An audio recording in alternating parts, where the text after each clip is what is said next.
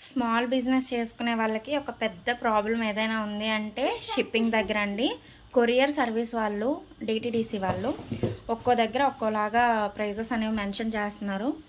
So నేను ఇంతకుముందు west Godavari నుంచి పంపించాను. నాకు పార్సిల్ మీద జస్ట్ 80 రూపీస్ తీసుకునే వాళ్ళు. అండర్ 1 kg అలాగైతే వాల్యూమెట్రిక్ వెయిట్ బట్టి కొంచెం అటు ఇటుగా తీసుకునేవాళ్ళు.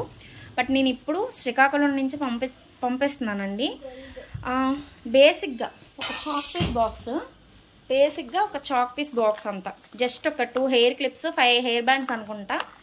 చాక్ పీస్ బాక్స్ అంత ఉంది. 100 రూపీస్ తీసుకున్నారు. నేను కస్టమర్ దగ్గర జస్ట్ 80 రూపీస్ మాత్రమే తీసుకున్నాను. సో చాలామంది స్మాల్ బిజినెస్ చేసుకునే వాళ్ళు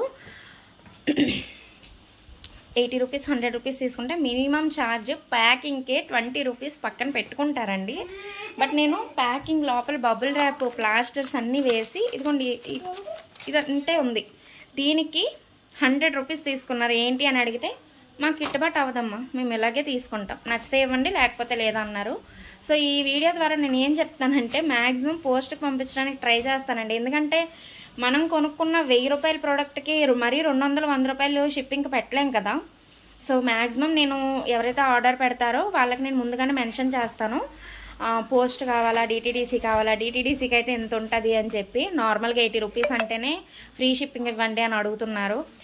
ఇప్పుడు 100 రూపీస్ అంటే ఇస్తారా చెప్పండి? ఎవరికైనా కొంచెం కష్టంగా ఉంటుంది. నేనైనా సరే ఏదైనా ప్రోడక్ట్ పెట్టుకునేటప్పుడు అమ్మో 100 రూపీస్ ఆ షిప్పింగ్ ఎందుకులే, 300 రూపాయల ప్రోడక్ట్కి అనుకుంటాం కదా. సో దట్ నేను ఏమంటానంటే పోస్ట్ అయితే కొంచెం రీజనబుల్ అండి.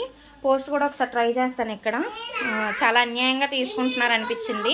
మినిమం 500 గ్రామ్స్ లోపు అయితే 70 రూపీస్ 80 రూపీస్, కొన్ని ప్లేసెస్లో 60 రూపీస్ తీసుకుంటారు. బట్ 70-80 రూపీస్ ఎనఫ్ అండి. 100 రూపీస్ అనేది చాలా అన్యాయం. ఈరోజు ఒక 7-8 పార్సిల్స్ ఇచ్చాను, 8 పార్సిల్స్ ఇచ్చాను, 800 తీసుకున్నారండి. షిప్పింగ్ అని తెలిపోతే నాలాగా చిన్న బిజినెస్లు చేసుకునే వాళ్ళకి వెనకతల రూపాయి కూడా మిగలదు. మీరేమంటారు? కామెంట్ చేసేయండి.